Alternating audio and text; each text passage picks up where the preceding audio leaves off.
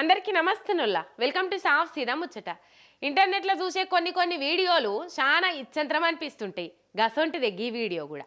అంజన్న గుళ్ళున్న కాడ కోతులుండు కామనే, కానీ ఆ కోతులే కొన్నిసార్లు భక్తులు ముక్కు మీద ఏలేసుకొని చూసేటట్టు చేస్తుంటాయి. ఇగో ఇట్లా చూడుర్రి, హనుమన్ల వారి విగ్రహం ముందు నుదుటి మీద సింధూరం పెట్టుకొని 2 చేతులతోటి గద పట్టుకొని ఎట్లా కూర్చుందో కోతి.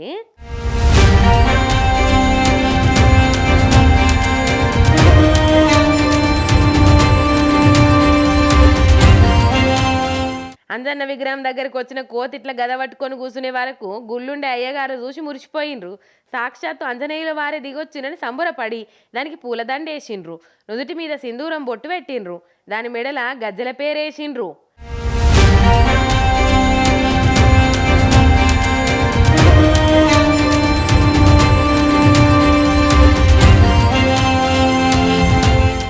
గుడికొచ్చిన భక్తజనమంతా అంజన్నే ఈ వానర రూపంలో ఇడికొచ్చిండని మొక్కులు పెట్టబట్టిండ్రు.